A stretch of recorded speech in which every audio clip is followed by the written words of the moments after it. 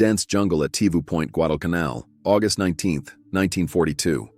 The shock that many Japanese soldiers experienced upon coming into contact with American forces was captured in the diary of 2nd Lieutenant Genjiro Imi of the 8th Independent Anti-Tank Gun Company.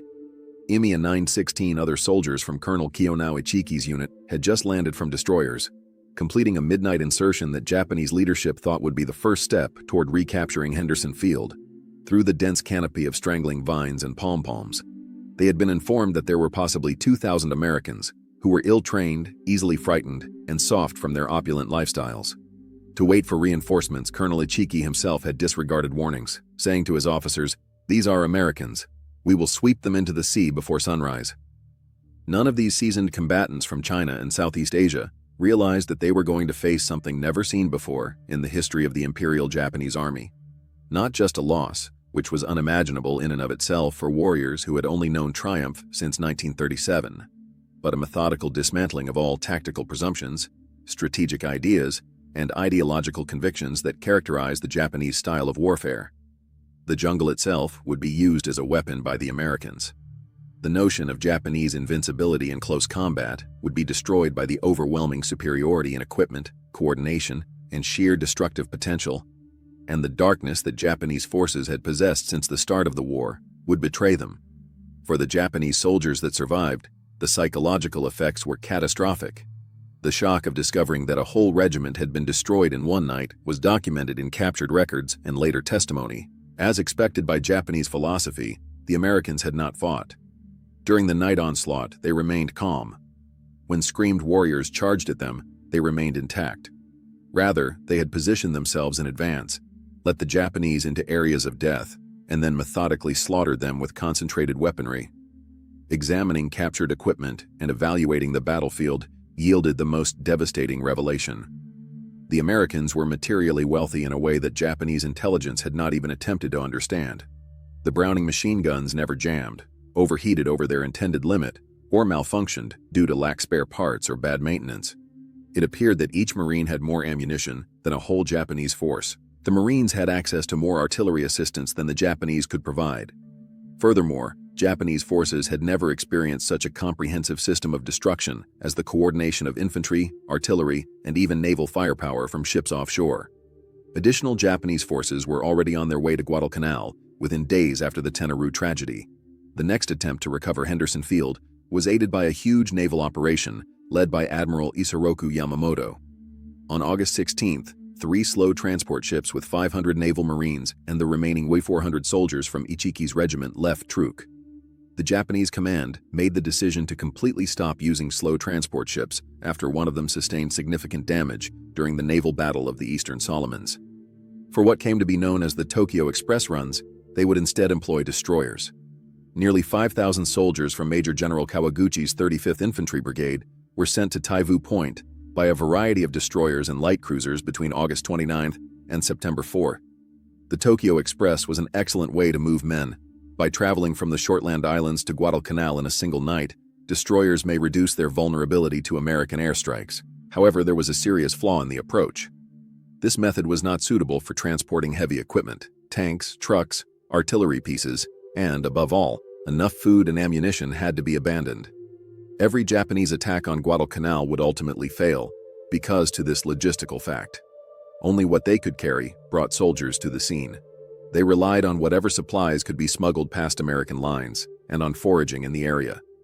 Japanese troops would eventually find themselves battling not only American weaponry, but also famine as the conflict progressed. General Kawaguchi scheduled his attack on Henderson Field for September 12th. He intended to attack in 3 ways. One force would attack the coastal region from the west. In order to attack what Japanese intelligence perceived to be the weakest area in American defenses, a second force would come from the south and make its way through the thick jungle. The main force would be led by Kawaguchi himself, who would come from the south via an upland ridge that dominated Henderson Field. Kawaguchi was unaware that this ridge had already been determined by Marine intelligence to be the most likely approach route. When the 1st Raider Battalion's commanding officer, Lieutenant Colonel Merritt Edson, raided Tasimboko Hamlet on September 8th, he found enormous supply dumps which suggested a sizable Japanese force was encamped there. Edson grasped the Japanese strategy right away. They would approach from the south by leveraging the crest. Edson asked if he could set up a defense line on the actual ridge. It was approved by General Vandegrift. Edson placed about 840 Marines from his raiders in the 1st Parachute Battalion along the ridge on September 10th and 11. With the same meticulous attention to detail that had marked the Tenaru defenses, he chose defensive positions. Positioned machine guns produce interlocking fire.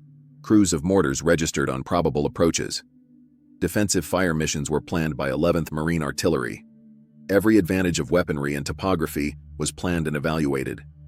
About 1,000 meters long, the ridge itself was a narrow coral spine made up of 3 separate hills with sporadic trees and kunai grass.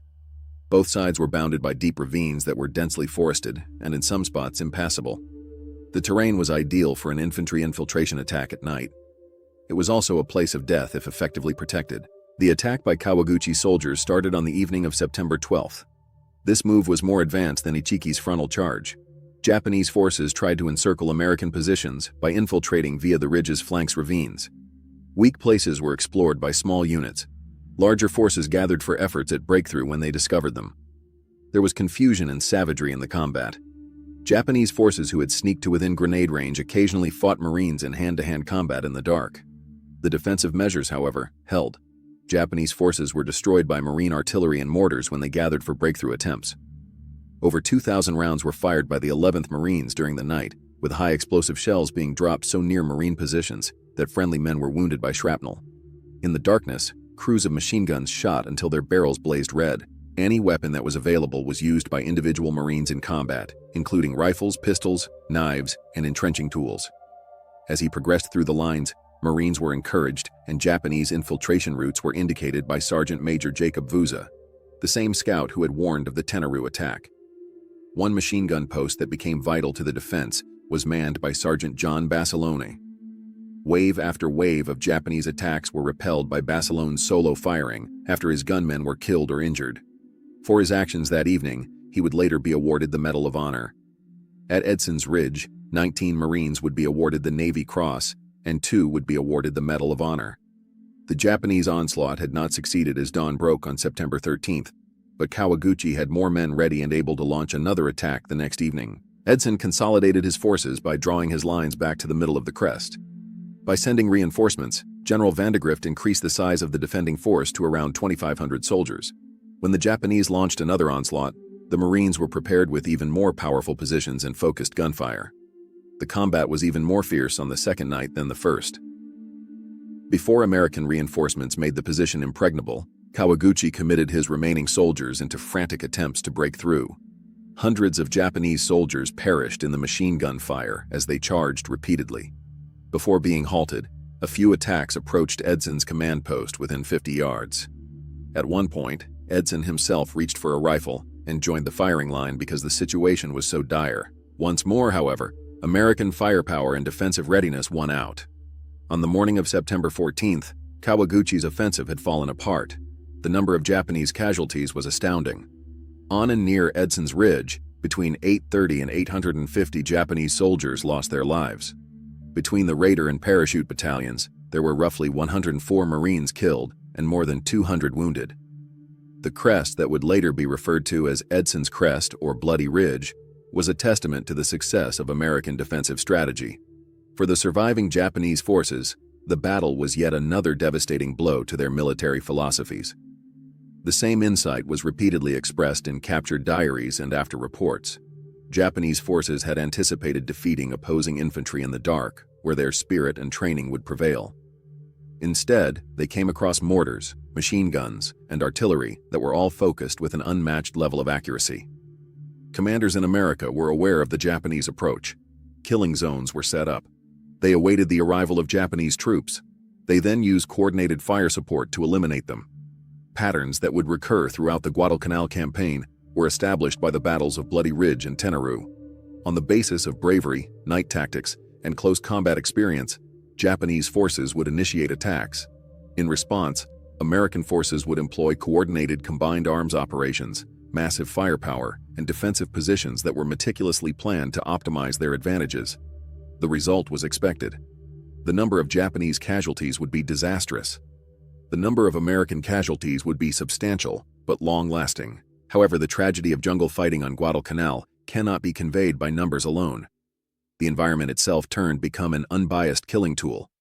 Almost all men who stayed on the island for more than a few weeks contracted malaria. The 1st Marine Division will report more than 8,000 cases of malaria by December 1942. Approximately 2/3 of the division were handicapped by tropical diseases. Everyone had dysentery. Men experienced fungal infections that penetrated their skin. In the humid humidity, untreated lesions from jungle rot never healed. Systemic infections and tooth abscesses resulted from untreated dental issues. Even greater was the suffering of the Japanese. They had insufficient food from the start due to their supply problem. Field meals were meant to be provided to soldiers, but the Tokyo Express was rarely able to supply enough. Men lived off of whatever they could gather, with the odd delivery of rice that had to be stretched to the limit. Starvation started to follow them everywhere. Almost no medical supplies were available. Quinine used to prevent malaria quickly ran out and was never sufficiently replenished. Infections that may have been easily treated with the right medication frequently caused the deaths of wounded soldiers. The conditions depicted in Japanese records taken later in the battle were appalling. More than 60% of the 17th Army's personnel on Guadalcanal were unable to fight due to illness or malnourishment, according to a report from a medical officer in late October. The efficacy of combat had decreased to about 30% of the permitted strength. 50 soldiers were losing their lives every day, the most from malnutrition and illness rather than combat injuries. Food, ammunition, medical supplies, and replacement equipment were routinely provided by American supply ships, which were shielded during the day by Henderson Field aircraft. There were shortages, especially in August and early September, when naval defeats momentarily cut off the Marines. But they were only temporary. The supplies were flowing steadily by October. Although canned rations were unappetizing, they were sufficient in calories and nutrients for Marines. There was enough ammunition for machine gunners to shoot until their barrels wore out and then ask for new ones.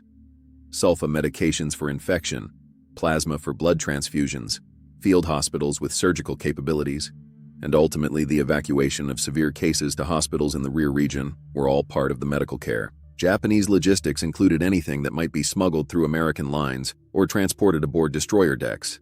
The soldiers discovered how to make one rice ball last all day. Because ammunition was so scarce, orders frequently limited the use of fire to the most dire circumstances. If you were lucky, medical attention meant a bandage. If you were unlucky, it meant an amputation without anesthetic. And if your wound grew infected, it meant death. In order to avoid burdening their battalions or running the risk of being captured, seriously injured men were frequently given grenades and abandoned to commit suicide. The Japanese launched their biggest onslaught of the campaign towards the end of October. 2 weeks prior, on August 7th, 11,000 U.S. Marines from the 1st Marine Division came ashore at Lunga Point, marking the beginning of the transition.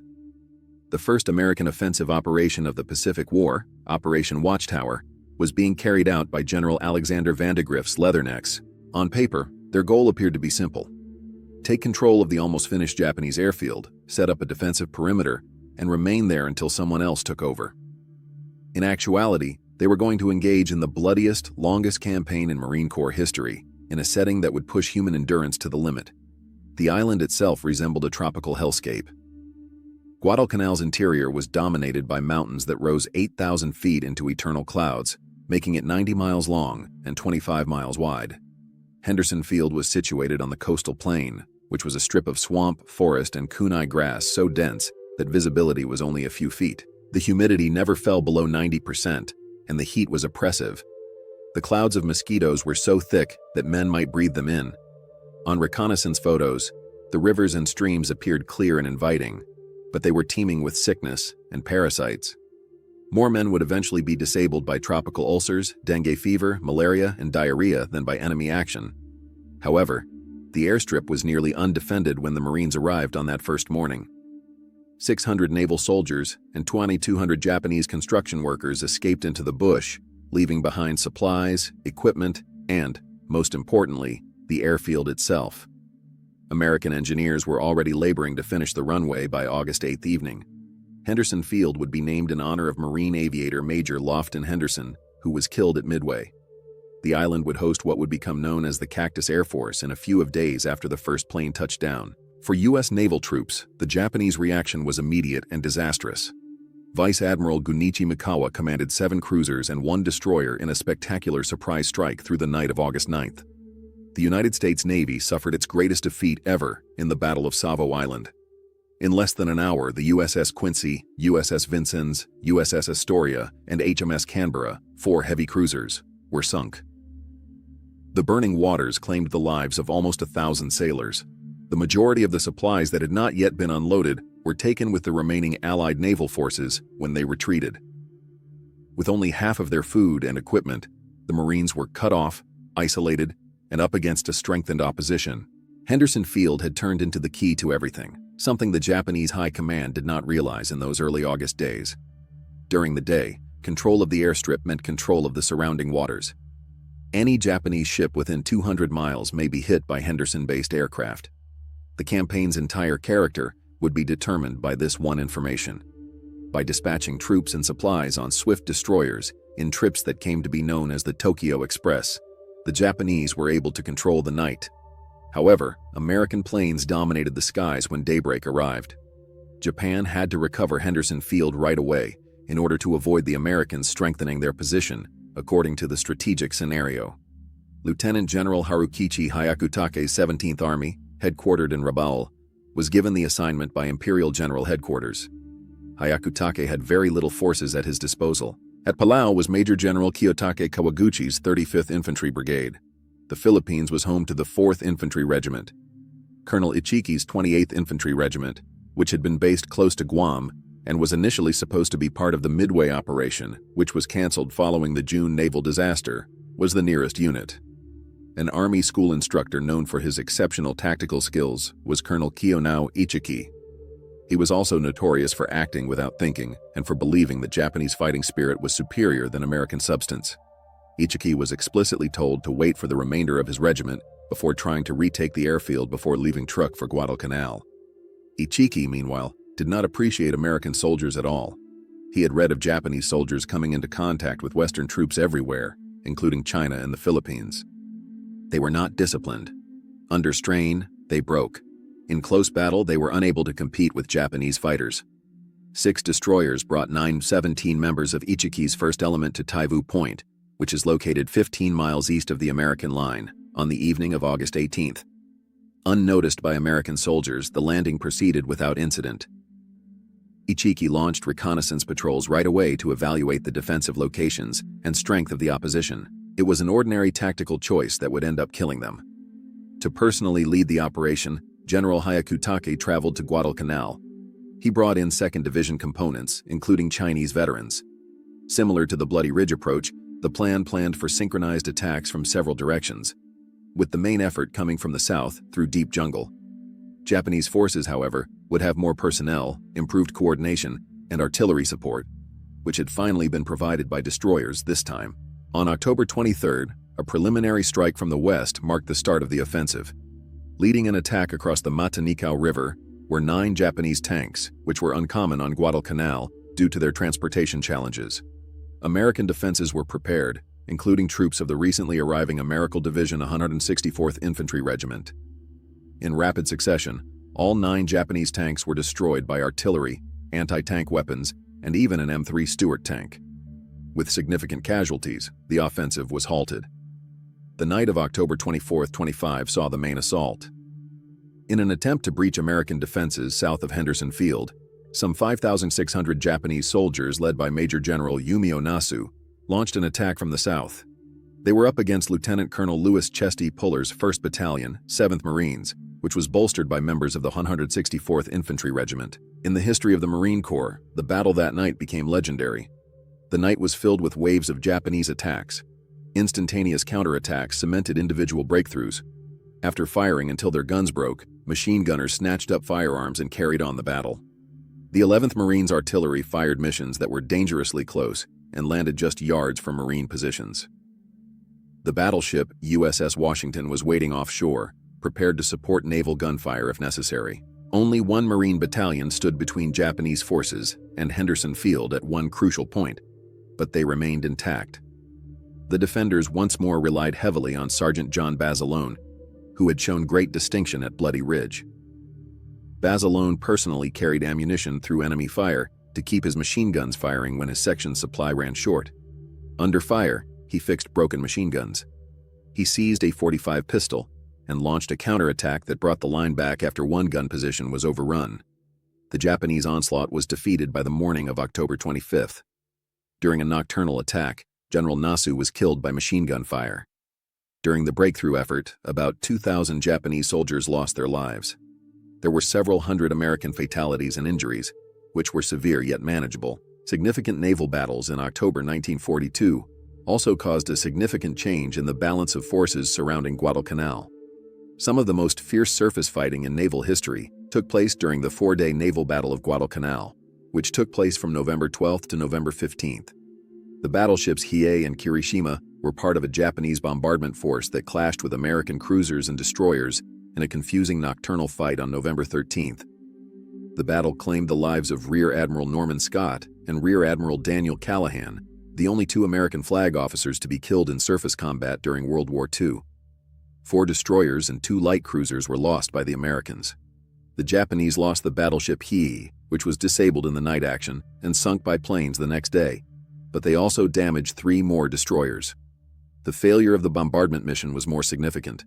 Henderson Field was still in use. The battleship Kirishima tried another bombardment on the evening of November 14-15, but the USS Washington and USS South Dakota stopped it.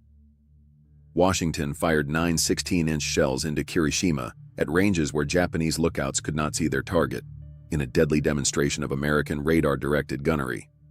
Kirishima sank with a significant death toll. Most importantly, a Japanese convoy trying to land the 38th Division with heavy equipment was destroyed by American planes and surface ships. Only 4 of the 11 transport ships made it to Guadalcanal, and before they could unload everything, they were destroyed by artillery and airplanes. The convoy suffered more than 5,000 Japanese casualties. This was the final significant effort to use a sizable, well-equipped ground force to bolster Guadalcanal. November was the start of the end for Japanese troops already stationed on the island. They had anticipated resupply and reinforcement. Rather, they discovered that the convoys had been destroyed, the naval battles had failed, and no further assistance was on the way.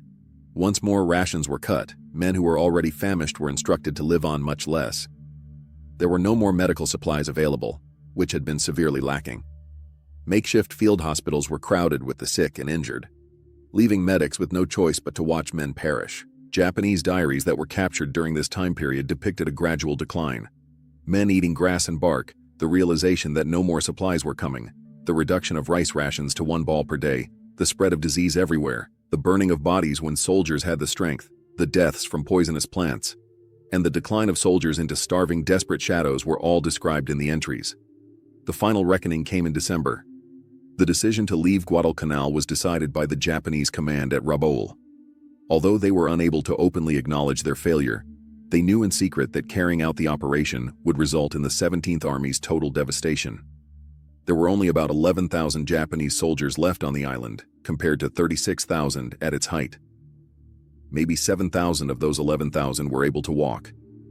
The others were ill, injured, or starved to the point where they could hardly move. One of the most effective Japanese operations of the war would be the evacuation, known as Operation K. In early February 1943, Japanese naval forces withdrew 10,752 troops over 3 nights using destroyer runs akin to the Tokyo Express. Despite being an impressive accomplishment in a challenging situation, it was unable to mask the severity of the loss. At its height, Japanese forces on Guadalcanal numbered about 36,000 soldiers. Between 25,000 and 30,000 of them perished, with 14,800 of them dying in battle, and 10,000 to 15,000 from malnutrition and illness. The American casualties were similarly substantial, but long-lasting. About 1,600 Marines and Army units were killed in combat, 4,200 were wounded, and thousands more were temporarily incapacitated by tropical diseases during the battle on Guadalcanal. However, American labor and industry may make up for these losses. Already, new divisions were in training. The production of ships and airplanes was outpacing their loss. The strategic initiative had changed irrevocably. It is impossible to overestimate Guadalcanal's psychological influence on Japanese military philosophy. Japanese soldiers had lost a prolonged battle on the ground for the first time. All the offensives had been unsuccessful. There have been disastrous casualties in every attempt to implement traditional Japanese tactical doctrine. Pre-war presumptions were dispelled as it became clear that American soldiers were not only materially superior, but also tactically skilled, well-led, and able to withstand appalling conditions. Several topics were frequently highlighted by Japanese officers who survived Guadalcanal and went on to write memoirs or be interviewed after the war. First, they had misjudged the fighting capabilities of Americans. Second, the difference in supplies and equipment was much larger than intelligence had indicated. Third, Japanese logistics were essentially unsuitable for long-term operations against an air and sea-dominated adversary. Fourth, against systematic deficits in resources and weaponry, tactical competence and spiritual strength were insufficient. Japanese veterans' post-war testimonies showed a uniform evaluation. They had thought they were better fighters because they trained more, were more tolerant of death, and were skilled in close quarters and night warfare. On Guadalcanal, however, they discovered that systems determine battle. The Americans had systems for everything: air coordination, artillery support, medical care, and supplies. All the systems worked. Japanese systems were never properly constructed in the first place, which is why they failed. Interviews with Japanese veterans who survived the conflict revealed in-depth stories that went counter to the government's official justifications for defeat. They admitted that when defending planned positions at night, American forces performed exceptionally well. They acknowledged that due to logistics, Americans were able to fight effectively while suffering from dysentery, malaria, and appalling conditions. They understood that American artillery was precise, well-coordinated, and overpowering. An entire Japanese regiment lacked the effective firepower of a single American battalion. American advantage was notable in its technological elements.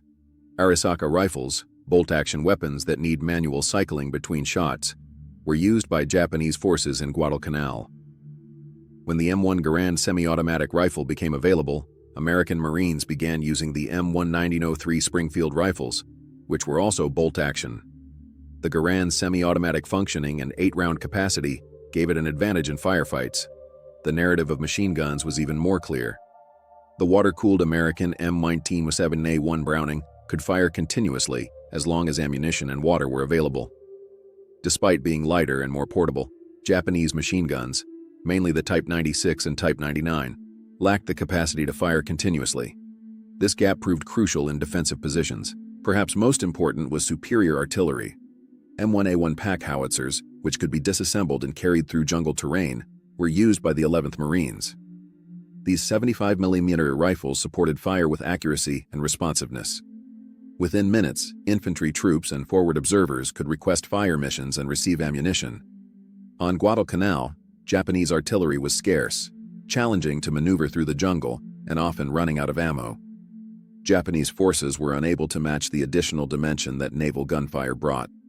Offshore, destroyers and cruisers could help marine land elements with responsive fire or bombard Japanese fortifications. Accurate targeting was made possible by radio contact between naval vessels and observers on land.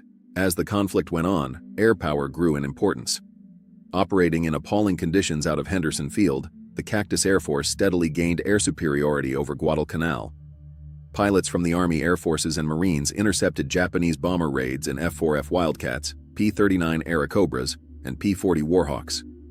Japanese troop concentrations, supply ships, and positions were hit by SBD Dauntless dive bombers. Japanese air forces from Rabaul had little time over target since they had to fly at the very edge of their range. The decisive American ground assault in January 1943 showed how drastically the tide had turned. The remaining Japanese defenses were steadily weakened by the concerted attacks of Major General Alexander Patch's 13th Corps, which now included both Marine and Army divisions. Artillery, air power, and naval firepower all provided overwhelming assistance for the onslaught. Despite their determination, the Japanese defense was hindered by a lack of ammunition, sickness, and famine. American patrols learned that Japanese soldiers had left on February 9, 1943. The campaign was concluded when General Patch gave Admiral Halsey his well-known message, "Tokyo Express no longer has terminus on Guadalcanal." The first significant American battlefield win against Japan had come after 6 months of combat.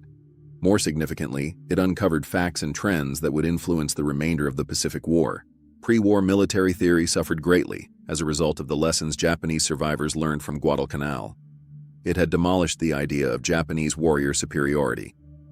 When faced with systematic disadvantages, individual bravery and tactical skill were insufficient. Japanese tactical success in China was characterized by night attacks and close combat. But these tactics did not work against American defensive lines.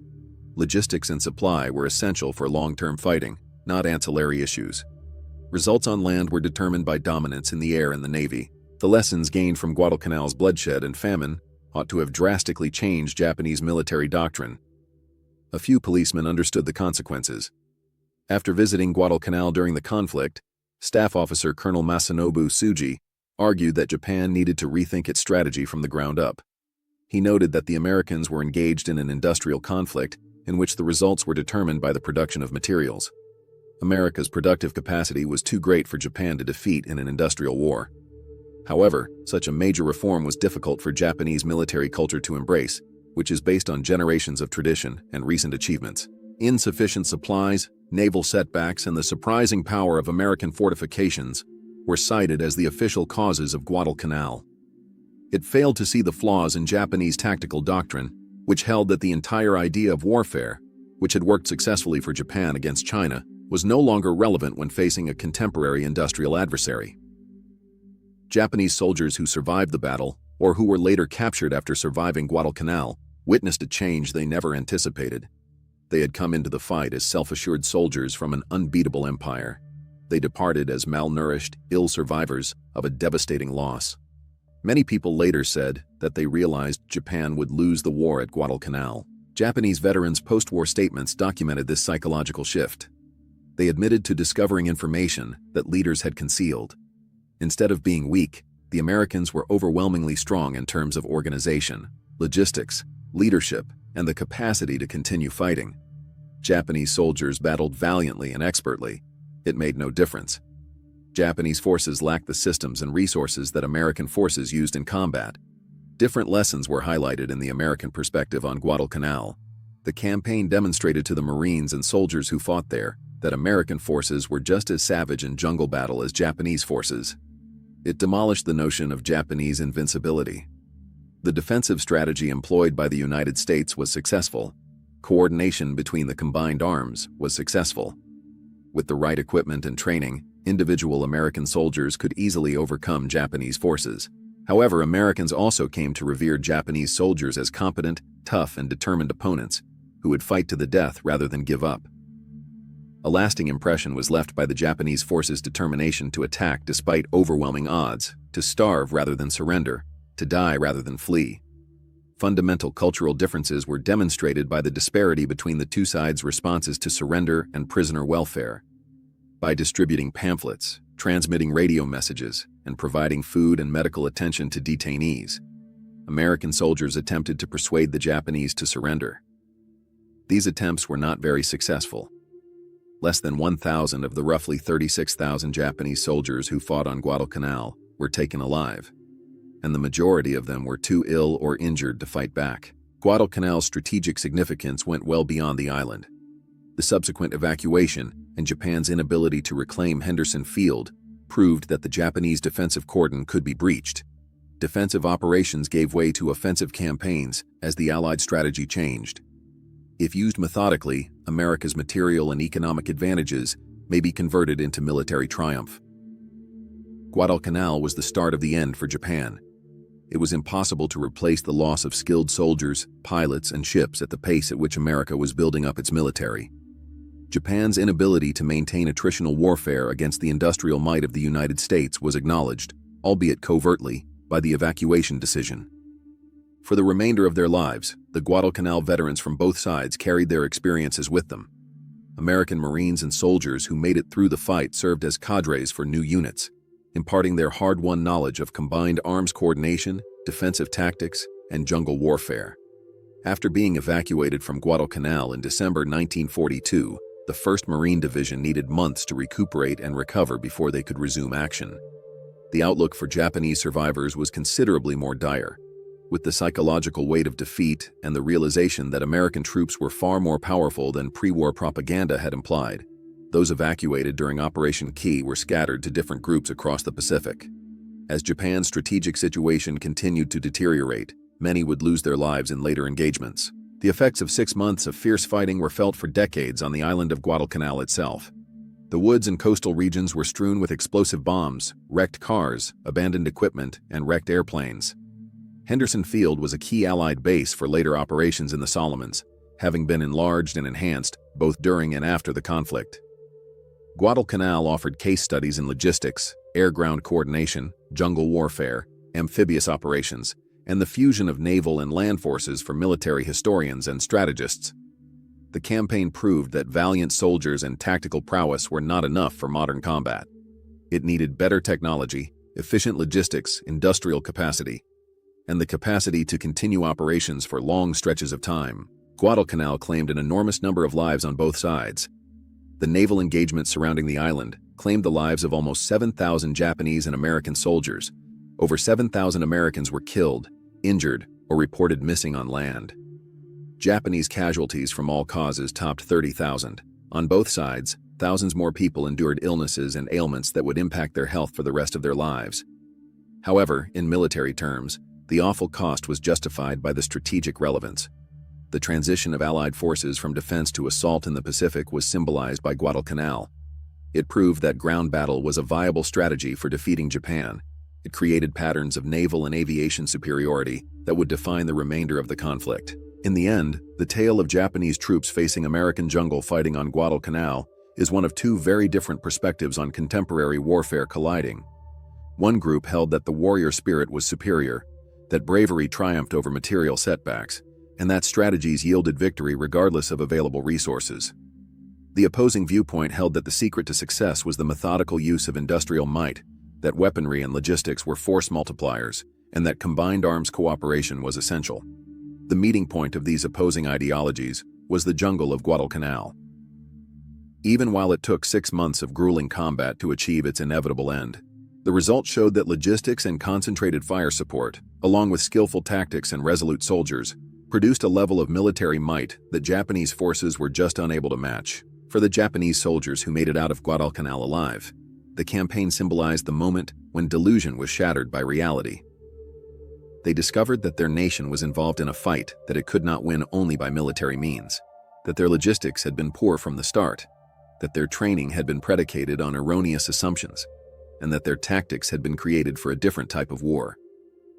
Different but equally significant lessons were acquired by the Americans who fought on Guadalcanal. They found that they were just as cruel in battle as Japanese soldiers. They demonstrated that American industrial might could result in military triumph. They created jungle warfare theory and techniques that would help them in later campaigns. Additionally, they dispelled the illusion of Japanese invincibility and presented a realistic picture of a strong, resolute, but ultimately defeatable adversary. On Guadalcanal, Japanese troops were frightened by the methodical, overwhelming, and unrelenting use of artillery and material resources that American forces brought to every battle, not by American soldiers as individual combatants, despite their strong performance. It was a terror inspired by the knowledge that bravery and sacrifice were futile in the face of an enemy whose supplies never ran out, whose wounded were cared for, whose artillery never stopped firing, whose aircraft controlled the skies, and whose industrial base could replace losses more quickly than combat could cause them. This fear was not rooted in a fear of death, which Japanese soldiers had been taught to accept. The Pacific War underwent a dramatic change when Japanese forces first saw American jungle fighting on Guadalcanal. After then, Japanese forces would be on the defensive and engaged in a losing conflict with an adversary whose material advantages increased every month. Guadalcanal's jungle combat served as a model for subsequent operations, demonstrating that American forces could defeat a resolute adversary in the most challenging terrain if they had sufficient supplies, efficient coordination, and overwhelming firepower.